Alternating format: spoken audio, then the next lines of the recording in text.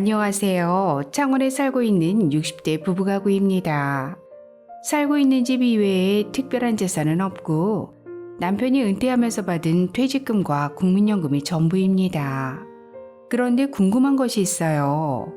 이것저것 합하면 현금이 2억 정도 되는데 점포라도 구입해서 월세를 받을지 아니면 요즘 은행 이자율이 높으니 정기예금에 넣어둬야 할지 고민입니다.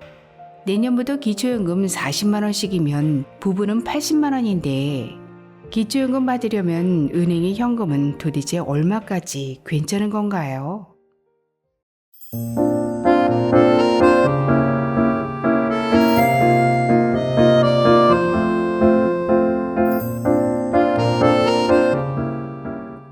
안녕하셨습니까?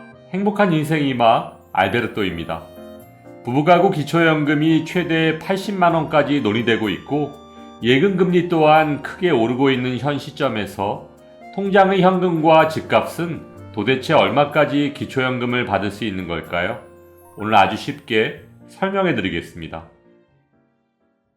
이번 정기국회에서 발의된 민주당의 기초연금 확대법에 대해 기본적으로 소득 하위 70%에 40만 원씩 지급하는 것에는 여야 모두 동의하고 있지만 지급 시기를 놓고는 첨예한 갈등을 보이고 있습니다.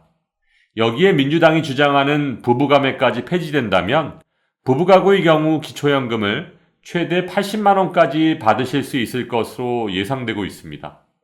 이번 기회에 만 65세 이상 전체 지급까지 시행될 수 있다면 정말 좋겠지만 쉽지 않은 상황인 것으로 판단됩니다.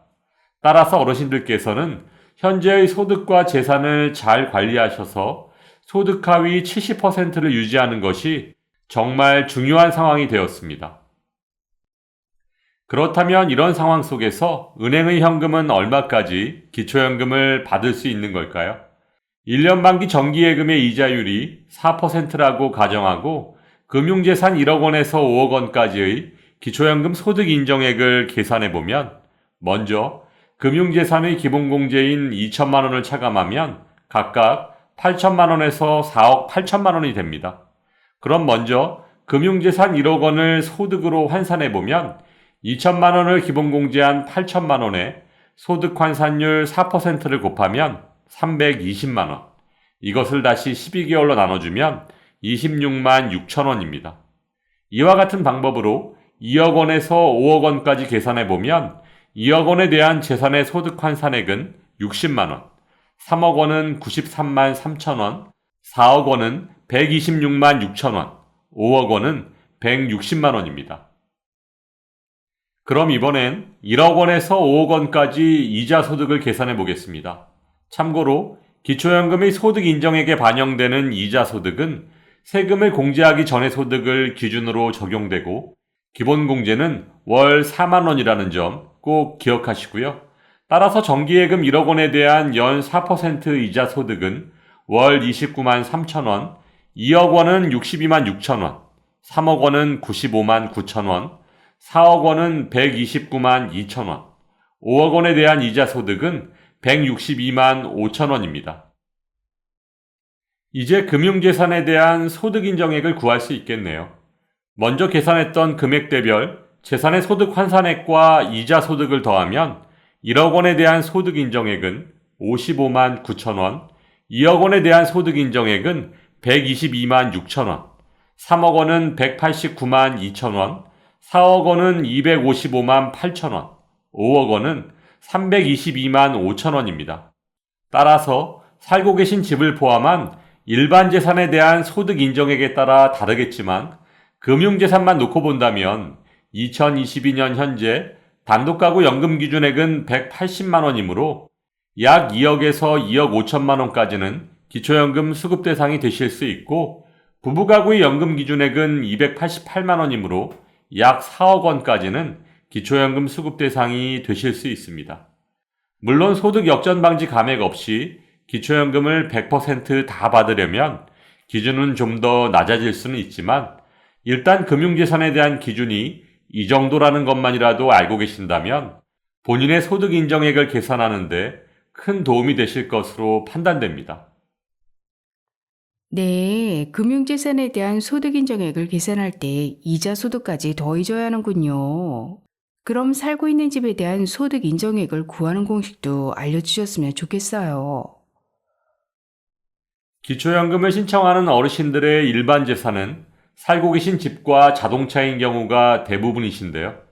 부동산은 시가 기준이 아닌 전년도 3월에 발표된 공시가격, 즉 시가 표준액 기준이고, 자동차는 보험개발원에 등록된 중고가격을 기준으로 반영됩니다. 그렇다면 부동산의 시가 표준액과 자동차 중고가격을 더한 일반 재산이 1억 원에서 5억 원일 경우 금액대별 소득 인정액을 계산해 보겠습니다. 먼저 일반 재산은 지역별 기본공제라고 해서 대도시 특례시의 경우는 1억 3,500만 원, 중소도시는 8,500만 원, 농어촌은 7,250만 원을 공제받으실 수 있는데요. 오늘 의뢰인 부부께서는 창원시에 거주하고 계시므로 특례시를 기준으로 계산해 보면 일반 재산 1억 원에서 지역별 기본공제 1억 3,500만 원을 차감하면 0원이고, 일반 재산 2억 원일 경우는 지역별 기본공제 1억 3,500만 원을 차감하면 6,500만 원, 여기에 소득 환산율 4%를 곱하면 260만 원, 이것을 다시 12개월로 나눠주면 소득 인정액은 21만 6천 원인데요. 같은 방법으로 계산하면 일반 재산 3억 원에 대한 소득 인정액은 55만 원, 4억 원은 88만 3천 원, 5억 원은 121만 6천 원입니다. 물론 중소도시나 농어촌의 경우 지역별 기본공제가 대도시 특례시에 비해 적으므로 소득 인정액이 약간씩 올라갈 수는 있겠지만 참고용으로는 큰 무리가 없을 것으로 판단됩니다. 지금까지 1억 원에서 5억 원까지 금액대별 금융재산과 일반 재산에 대한 소득 인정액을 계산해 드렸는데요. 각각의 표를 참고하셔서 기초연금 신청 전에 본인의 소득 인정액을 먼저 계산해 보시기 바랍니다. 참, 한 가지 빠진 것이 있네요. 오늘 의뢰인 부부께서는 국민연금을 매달 받고 계신다고 하셨는데, 국민연금은 기본공제 없이 받은 만큼 그대로 100% 소득인정액에 반영되므로 어르신들의 소득인정액을 계산하실 때 빠짐없이 꼭 더해주시기 바랍니다. 아이고, 소득 인정액을 계산하는 것이 이리도 복잡하니 노인들이 잘 모를 수밖에 없죠. 조금 덜 받아도 좋으니까 만 65세가 되면 신청하지 않아도 모두에게 기초연금을 주면 안 될까요?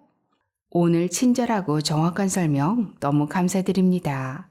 복 받으실 거예요. 오늘 설명드린 금융재산과 일반재산, 각각의 재산을 어떻게 관리하느냐에 따라 기초연금 수급 여부가 결정될 수 있습니다. 따라서 기초연금 신청 전에 미리미리 준비하시길 바라면서 오늘도 알베르토가 어르신들의 행복한 인생 2막을 응원하겠습니다. 행복한 하루 되세요. 좋아요, 구독, 그리고 알림과 공유는 좋은 콘텐츠를 만드는 힘이 됩니다.